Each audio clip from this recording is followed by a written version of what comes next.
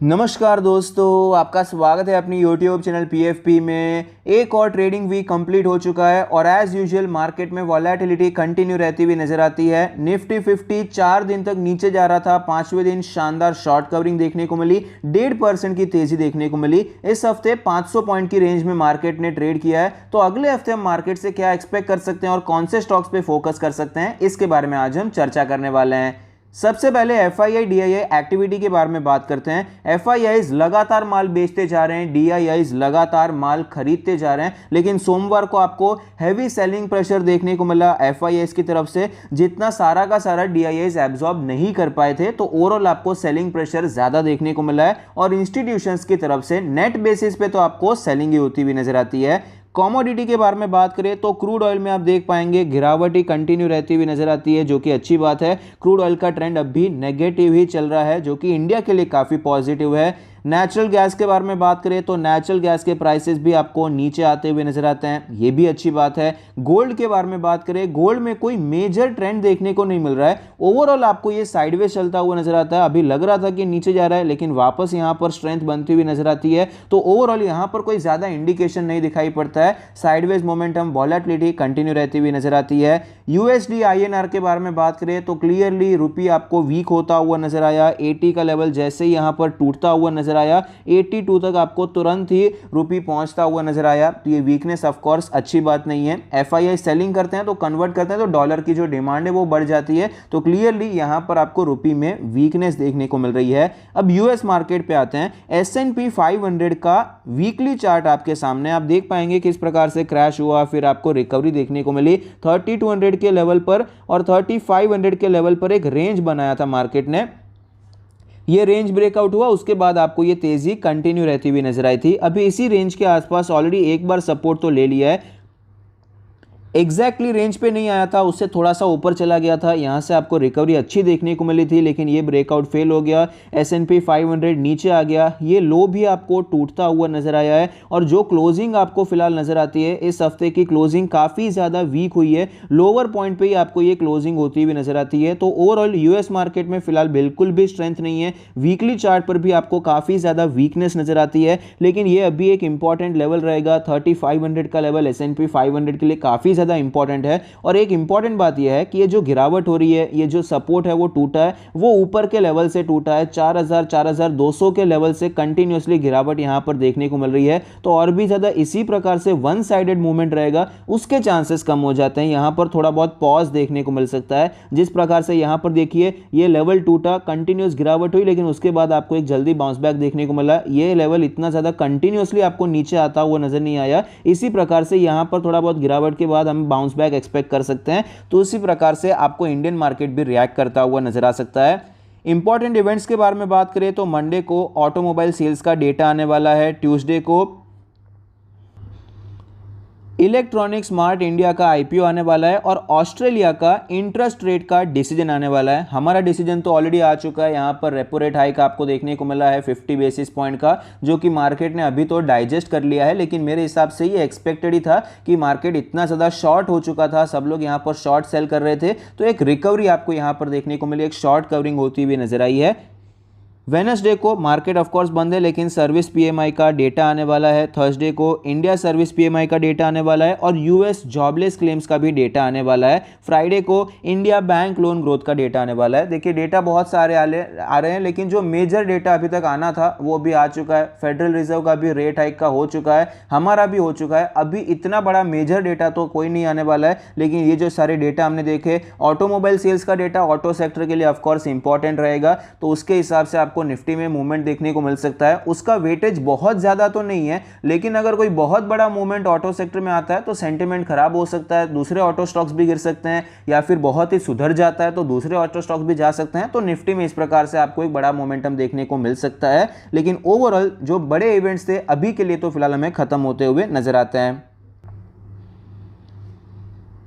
Nifty 50 के chart पर हमें पता चलता है कि 18,100 के लेवल से हमें गिरावट देखने को मिली, 17,500 पे एक बाउंस बैक आया, यहां से वापस आपको कंटिन्यूअस गिरावट देखने को मिली और पहला बाउंस आपको यहां पर इस गिरावट के बाद देखने को मिला है और फिलहाल मार्केट 17,100 के अराउंड ट्रेड करता हुआ नजर आता है। 200 डेज का मूविंग एवरेज काफी समय के बाद रीटेस्ट हो रहा था, तो एक बाउंस तो ऑफकोर्स एक्सपेक्टेड था। मार्केट अभी 20 और 50 डेज के मूविंग एवरेज के नीचे ही है, मतलब शॉर्ट टर्म का मोमेंटम तो अभी वीक ही नजर आता है। डेली आरएसआई में रिकवरी देखने को मिली है, 41 के ऊपर आ चुका है, लेकिन बहुत ज्यादा स्ट्रांग हो चुका है ऐसा हम अभी नहीं कह सकते हैं। वीकली चार्ट पे चलते हैं। वीकली चार्ट पे आप देख पाएंगे किस प्रकार से मार्केट में हमें ये ट्रेंड बनता हुआ नजर आया। एक अच्छी रिकवरी यहां पर हमें देखने को मिली, ये लेवल आपको वापस टूटता हुआ नजर आया है। ये जो लेवल था 17,250 का लेवल था, उसके नीचे आपको वीकली क्लोज होता हुआ नजर आया है। ये एक वीक संकेत है, कमजोर संकेत है, लेकिन 17,000 के ऊपर आपको वीकली क्लोज देखने को मिला है, ये थोड़ा सा एक बुलिश संकेत हो जाता है। तो मार्केट अब भी बहुत ज्यादा ट्रेंड वीक हो चुका है ऐसा हम नहीं मान सकते हैं, क्योंकि अभी ये पहला बाउंस आया है।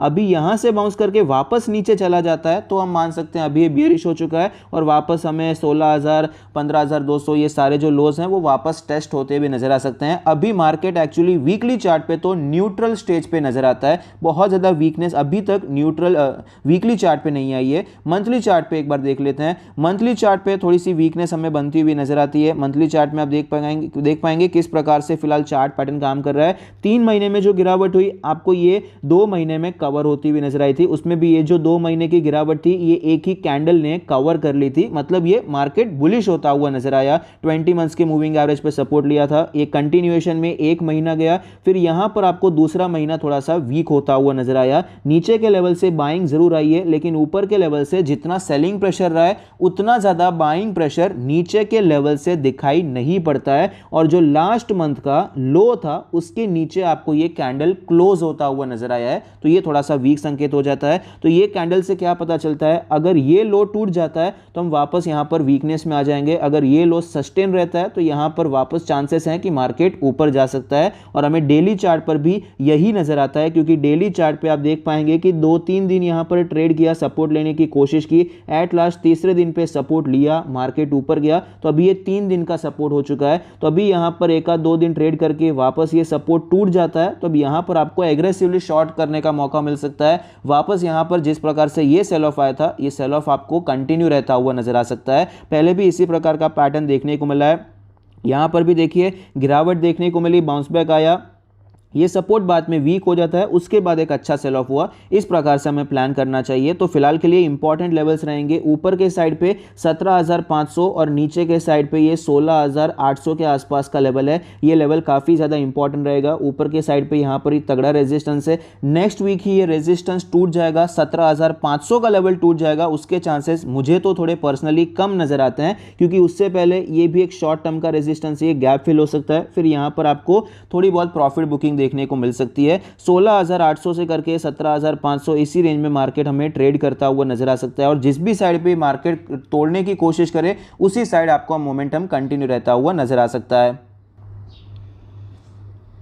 निफ्टी मिड कैप के बारे में बात करें तो आप देख पाएंगे यहां पर भी गिरावट तो देखने को मिली है, लेकिन कंपैरेटिवली कम देखने को मिली है और चार्ट वाइज आपको निफ्टी के कंपैरिजन में मिड कैप स्ट्रांग नजर आता है। अब भी अपने इंपॉर्टेंट लेवल के ऊपर ही आपको ये ट्रेड करता हुआ नजर आया, जो कि एक अच्छा संकेत है। मतलब लार्ज कैप में भले ही वीकनेस है, मिड कैप इतना ज्यादा वीक नहीं चल रहा है। वीकली चार्ट पे भी बात करें तो आप देख पाएंगे इस हफ्ते में आपको रिकवरी अच्छी देखने को मिली है और इंपॉर्टेंट सपोर्ट के अब भी ऊपर ही ट्रेड कर रहा है। तो यहां पर अब भी उम्मीद बनी हुई है, क्योंकि रेजिस्टेंस लेवल पे ये सपोर्ट लेने की बार बार कोशिश कर रहा है। ये इंपॉर्टेंट रेजिस्टेंस है इसका 32,500 का लेवल। रैली के बाद यहां पर जितना सस्टेन करता है तो ये ब्रेकआउट के चांसेस बढ़ जाते हैं, तो अभी तक सस्टेन कर रहा है, ये अच्छी बात है। मंथली चार्ट पे भी देखते हैं तो यहां पर भी कंपैरेटिवली वीकनेस कम है। लो तो छोड़ दीजिए, लो को टच भी नहीं किया, जबकि निफ्टी ने लास्ट मंथ के लो के नीचे क्लोजिंग दे दी है, यहां पर लो टच भी नहीं हुआ है। तो यहां पर मिड कैप में कंपैरेटिवली स्ट्रेंथ हमें बेटर नजर आती है, तो ये आपको लीड करता हुआ नजर आ सकता है ऑन द अपसाइड।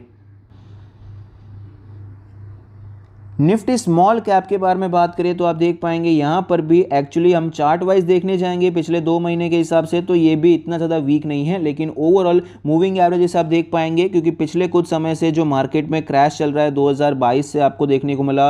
अक्टूबर 2021 में निफ्टी ने टॉप बना दिया था, उसके बाद जो गिरावट हो रही है उसमें स्मॉल कैप ने बहुत अंडर परफॉर्म किया है, इसलिए ओवरऑल स्ट्रक्चरल बेसिस पे इतनी ज़्यादा स्ट्रेंथ अभी तक निफ्टी स्मॉल कैप में नहीं आई है जितनी लार्ज कैप में या फिर मिड कैप में देखने को मिली है। वीकली चार्ट पर भी आप देखेंगे तो निफ्टी ऑलमोस्ट ये सारे लेवल्स तक पहुंच चुका है, मिड कैप तो ऑल टाइम हाई तक पहुंच चुका है, स्मॉल कैप अब भी इसी लेवल पर ट्रेड कर रहा है। फिलहाल यहां पर एकदम शॉर्ट टर्म के बारे में बात करें, पिछले 2-3 महीनों के बारे में बात करें तो इस हिसाब से अब भी ये अपने ब्रेकआउट लेवल के ऊपर ट्रेड कर रहा है, ये एक अच्छी सिचुएशन हो जाती है। मंथली चार्ट के बारे में बात करें तो मंथली चार्ट पे इतना ज़्यादा पॉजिटिव हमें नहीं होना चाहिए। रीज़न क्या है, गिरावट हुई, बाउंस बैक आया, रेजिस्टेंस से वापस गिरावट हुई, बाउंस बैक आया, रेजिस्टेंस से गिरावट देखने को मिली। अभी अगर ये लो टूट जाता है तो आपको ये सेल ऑफ कंटिन्यू रहता हुआ नजर आ सकता है और वापस ये 8000 की तरफ आपको बढ़ता हुआ नजर आ सकता है। इस प्रकार से मंथली चार्ट पे हमें नजर आता है और डेली चार्ट पे भी ये रिफ्लेक्ट हो रहा है क्योंकि ये इंपॉर्टेंट लेवल है, तोड़ा नहीं है। और यहाँ पर मूविंग एवरेजेस जिस प्रकार से दिखा रहे हैं ये वीकनेस यहाँ पर ज़्यादा है, सबसे ज़्यादा वीकनेस स्मॉल कैप में, उसके बाद निफ्टी 50 में, उसके बाद निफ्टी मिड कैप में। Nifty mid cap actually strong चल रहा है तो ये लेवल टूटता है तो यहाँ पर वीकनेस आपको कंटिन्यू रहती हुई नजर आ सकती है। कुछ इस प्रकार का मोमेंटम हमें एक्सपेक्ट करना चाहिए। सबसे पहला स्टॉक जहां पर हम खरीदारी करने के बारे में सोच सकते हैं वो है एलटीआई में आप देख पाएंगे ओवरऑल ये स्टॉक 7000 प्लस के लेवल से आपको नीचे आता हुआ नजर आया, 4000 के भी नीचे गया था, लेकिन फिलहाल जिस प्रकार से आईटी में आपको सेल ऑफ देखने को मिल रहा है उतना ज़्यादा तीव्र सेल ऑफ आपको एलटीआई में देखने को नहीं मिला है। दूसरे सारे स्टॉक्स आप देख पाएंगे या फिर पूरा इंडेक्स उठा के देख लीजिए, इंडेक्स वापस अपने मई जून जुलाई के लो पे आ चुका है जबकि एलटीआई नहीं आया है। इसका मतलब है कि एलटीआई में कंपैरेटिवली आपको स्ट्रेंथ ज्यादा देखने को मिल रही है। ये जो ब्रेकआउट हुआ था बाकी स्टॉक्स में भी हुआ था, लेकिन बाकी स्टॉक्स अब नीचे आ चुके हैं, एलटीआई अब भी उस ब्रेकआउट लेवल के ऊपर ट्रेड कर रहा है। तो यहां पर टेक्निकली ज्यादा मजबूत है, तेजी खेलना चाहते हैं तो यहां पर तेजी खेलने के एक अच्छे चांस आपको मिल सकते हैं। दोनों साइड का एक्चुअली एलटीआई में चांस नजर आता है एज अ ट्रेडिंग पर्सपेक्टिव अगर हम बात करें, क्योंकि ये एक इंपॉर्टेंट लेवल पे ट्रेड कर रहा है जो कि इंपॉर्टेंट सपोर्ट है। तेजी भी खेल सकते हैं और ये सपोर्ट अगर टूटता है तो हम मंदी खेलने के बारे में भी सोच सकते हैं। ये ट्रेंड लाइन अगर टूट जाता है तो एक अच्छी रैली देखने को मिल सकती है। ये सपोर्ट अगर टूट जाता है तो वापस आपको 4000 3800 ये सारे लेवल्स देखने को मिल सकते हैं। तो इस प्रकार से हम प्लान कर सकते हैं। अगर ये स्टॉक 4250 का लेवल तोड़ देता है तो ये सेल ऑफ आपको कंटिन्यू रहता हुआ नजर आएगा, लेकिन अगर ये स्टॉक आपको 4600 के अराउंड का जो लेवल है ये तोड़ता हुआ नजर आता है तो स्टॉक आपको 5000 की तरफ बढ़ता हुआ नजर आ सकता है। तो इस प्रकार से दोनों साइड के लिए हम ओपन रहकर ट्रेड कर सकते हैं।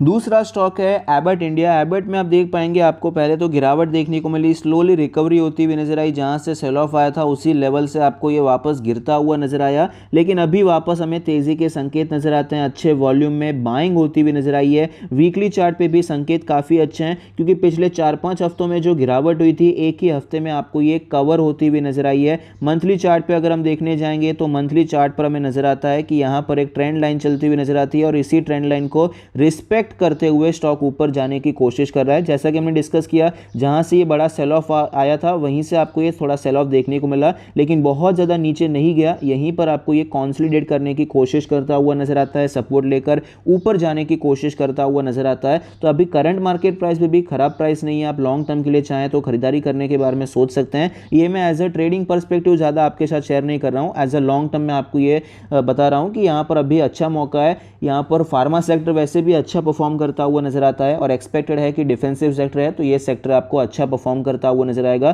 करंट मार्केट प्राइस पे चाहे तो खरीदारी कर सकते हैं। बाय चांस ये 500 रुपये गिर जाता है तो ये प्राइस जोन भी काफ़ी अच्छा प्राइस जोन है जहां पर आप लॉन्ग टर्म के लिए एक्यूमुलेट कर सकते हैं।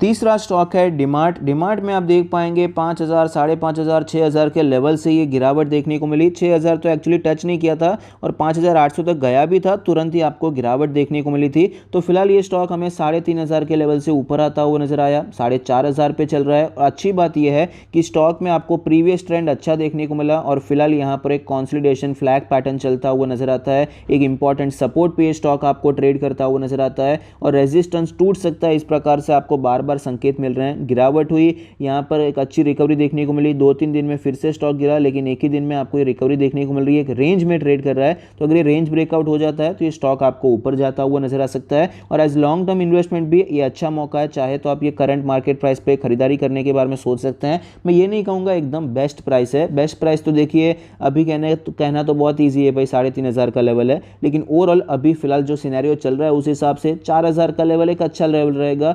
अभी के सिनेरियो को देखते हुए टेक्निकली 4000 का लेवल अभी के लिए बेस्ट प्राइस है, क्योंकि अभी जिस प्रकार से स्ट्रॉन्ग चल रहा है ये शेयर, इतने वीक मार्केट में भी इससे ज़्यादा नीचे आता हुआ नज़र नहीं आता है। लेकिन अभी भी अगर आप खरीद लेते हैं, खराब प्राइस नहीं है, और टेक्निकली अगर ये ब्रेकआउट आपको देखने को मिलता है तो आप यहाँ पर अपसाइड खेलने के बारे में सोच सकते हैं। आई होप आपको वीडियो पसंद आता है। Thank you, stay happy, happy investing.